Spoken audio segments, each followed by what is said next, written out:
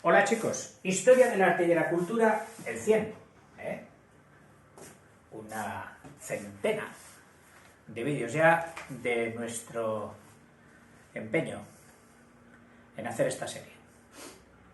Y quedan, pero bueno, no pienses en los que quedan, ya irán viniendo. Cuando las cosas son importantes y hay que hacerlas bien, mejor solo pensar en el paso siguiente, darle bien dado. Luego ya vendrán los otros. Sí, a veces hay que programar, hay que echar la mirada al futuro, pero que esa mirada no sirva para desmoronarnos. En fin, este tema del feudalismo, que ya lleva un vídeo, el 99, proseguimos aquí y nos dice un epígrafe de titulito: un nuevo poder. Caramba. Hasta ahora los poderes habían sido el emperador, el rey, es decir, los poderes civiles, el senado, el legislativo, el alcalde, el tal. Dice, pues un nuevo poder. ¿Quién será? Bueno, vamos a ver. Dice, la Iglesia Católica. Estamos hablando de la Europa del medievo de entonces. Conocedora, la Iglesia Católica, conocedora, consciente de la fragilidad de los reinos, de que es que los reyes no duran nada, es que esto es un constante al rey muerto, rey puesto, que dice el refrán, y si está el rey puesto, a ver cómo lo despongo, y me pongo yo, en fin, que era un caos. Dice, conocedora de la fragilidad de los reinos y del poder que ella misma tiene en esa situación, se dio cuenta de ese poder que en parte fue no solo productora o causante de la caída del Imperio Romano. ¿Qué duda cabe? Las filosofías, las mentalidades influyen en las estructuras sociales. Y la igualdad de todos los seres humanos que proponía la Iglesia socavó las jerarquías que el Imperio Romano tenía. Las socavó. No solo las bien socavadas del esclavismo y de la condición indigna de algunas personas, bueno, no indigna, condiciones indignas, eso sí, a que se les sometía, que ahí la Iglesia hizo un gran papel. También aquello mermó la autoridad de los emperadores, por cierto, a la que ayudaron muchos de ellos, y contribuyeron muchos de ellos, con sus arbitrariedades y con sus lujos y gastos superfluos. Pero todo fue, pues, como en la historia, todo fue un sumatorio. Pero bueno, la Iglesia había contribuido. O sea, en cuanto a ideología, nadie ya le disputó que era la ideología dominante. Todos los reinos, todos los reyes habían ido convirtiéndose al catolicismo. Entonces, se sabía poseedora de ese poder espiritual. Nunca, se supone que hasta entonces, lo había pretendido llevar al terreno de los poderes fácticos, de la posesión de los bienes, de la organización concreta de las instituciones. Y ahora lo va a hacer. Al ver el vacío de las estructuras civiles, los reinos, que no duraban nada, ella se atreve a dar un paso adelante y dice, vale, pues quitaros de ahí, ya lo voy a organizar yo. Bueno, no os voy a quitar, pero os voy a dictar. Y para dictaros utilizaré mis medios, que son las convicciones de tipo ético-morales y las espirituales y las trascendentales, es decir, la creencia en otra vida ulterior, donde si no os portáis bien, Y si os atrevéis a tirar piedras al tejado de la iglesia, iréis a las calderas de Pedro Botero. Esto es real, que así fue.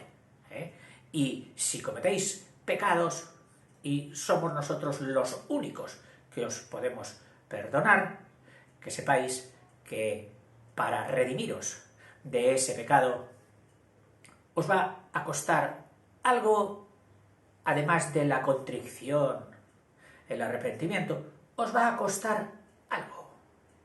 Y entonces de ahí empezaron a sacar donativos, monedas pecuniarias, que empezaron no solo ya a contribuir a lo que hubiera sido lógico y muy bien entendido por la historia, de que ese dinero hubiera ido a parar a las obras sociales, a la igualación de los más desfavorecidos, sino se encaminó a la liturgia, es decir, a la expresión exterior del culto. Tanto la magnificencia de sus ornamentos y de sus utensilios y de todo lo que acompañaba a ese culto, como a los edificios donde ese culto se desarrollaba, como fueron las catedrales, las iglesias, etc. Es decir, que la riqueza que obtuvieron de esa manera fue así. Y, oiga, ¿y entonces qué? ¿El pobre no podrá ser redimido? Sí, la iglesia tiene soluciones para todo. Tú no quieres apoquinar la limosna, el lóbolo, para redimir tu pecado. Pues mira, solo se te perdonará tu pecado si vas al sepulcro de un apóstol de Cristo. Y tienes 3 para elegir. Tienes Jerusalén, donde está el sepulcro del mismo Cristo. Tienes San Pedro, donde está el sepulcro de San Pedro del Vaticano. Y por último tienes Santiago, en el otro extremo, en el Finisterre, en Galicia. Y si vas allí y te arrepientes y visitas el sepulcro del santo, cuando te confieses allí de tus pecados, te serán perdonados. Y nacieron las peregrinaciones a Tierra Santa, a Roma, los romeros, y a Santiago, los peregrinos. Bueno, pero esto ya es un poquito a posteriori, porque con anterioridad había tomado cartas en el asunto, se había sentado a la mesa del reparto del poder y ya, yo soy un jugador más.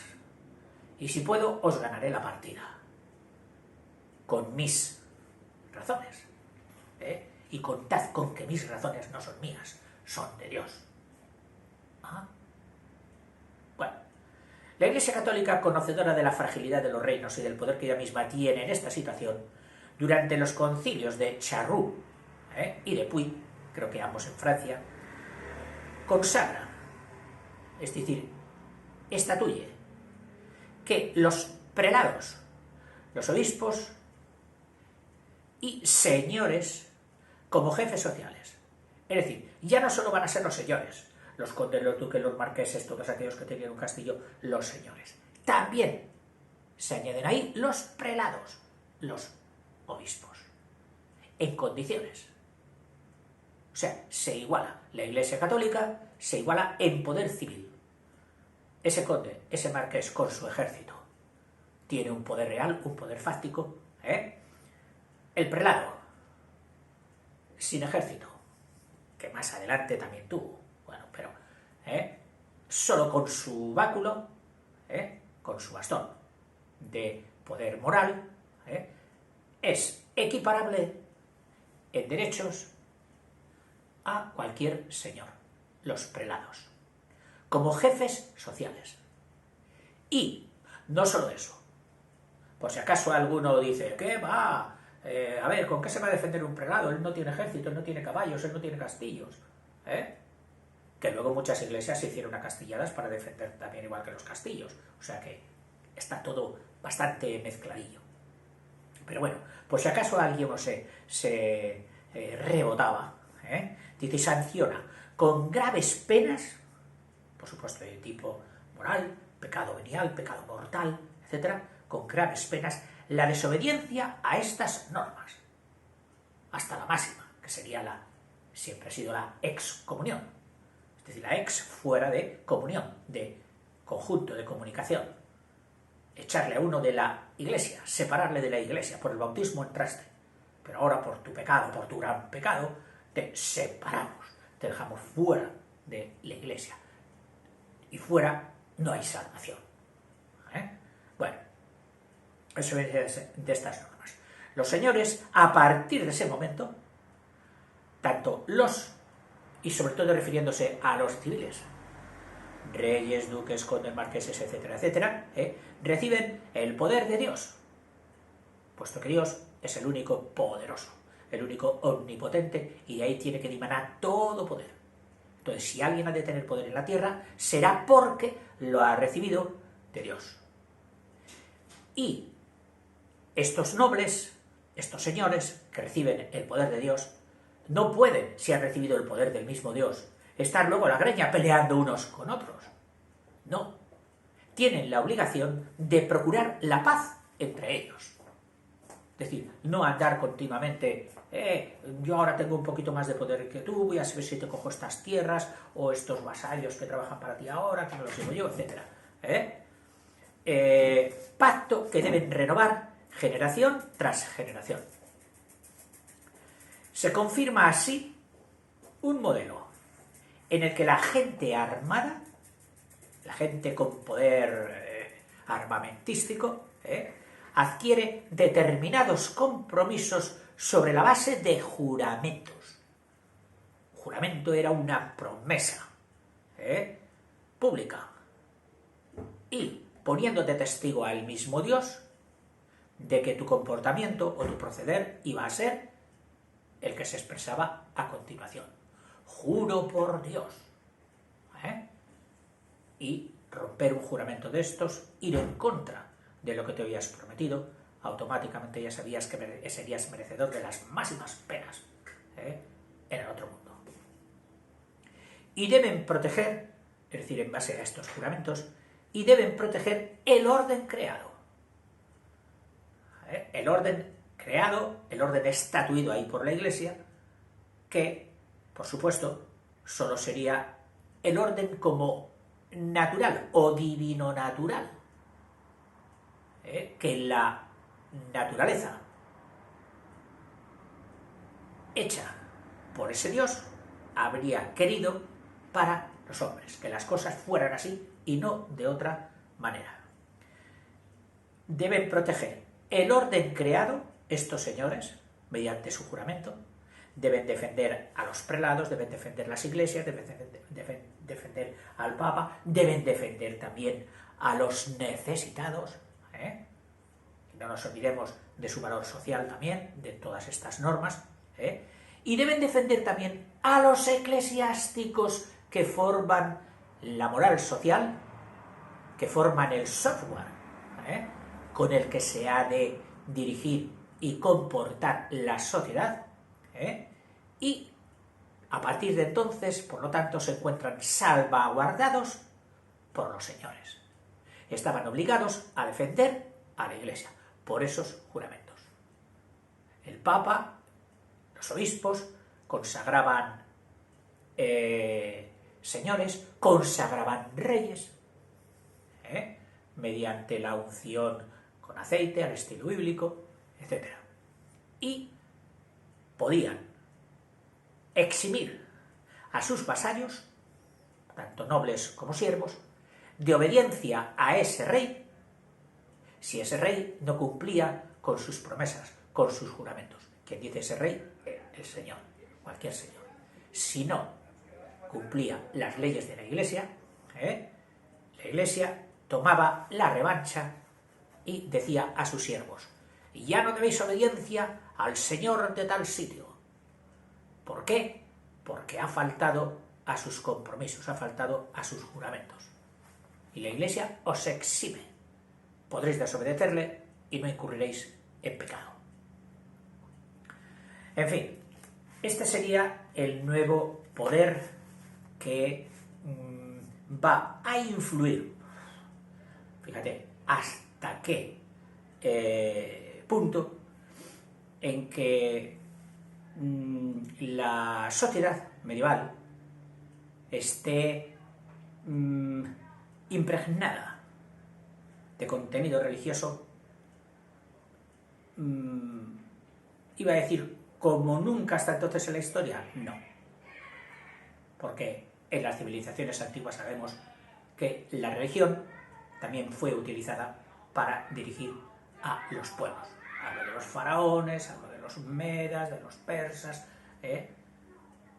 los que menos, los que no cayeron en utilizar la religión, fueron los griegos, la cultura helénica. Y los romanos tampoco. Los romanos confiaron en sus legiones y en sus leyes y en la comunicación, pero no exactamente en la fidelidad a unos dioses, aunque una excepción. Como eran muy utilitaristas, un romano nunca habría despreciado algo útil. Lo útil era el adjetivo máximo que podían tener todas las cosas. Cultura romana igual a utilitarismo, utilidad. Entonces vieron que la aquiescencia, la reunión de voluntades que era capaz de conseguir una divinidad, no podría ser desaprovechada. Pero claro, teniendo una constancia de que las divinidades creadas hasta entonces eran muy imperfectas, que adolecían desde las del Olimpo hasta las de Osiris y las de otros países, porque tú sabes que ellos traían los dioses de donde los encontraban y los metían todos en el panteón.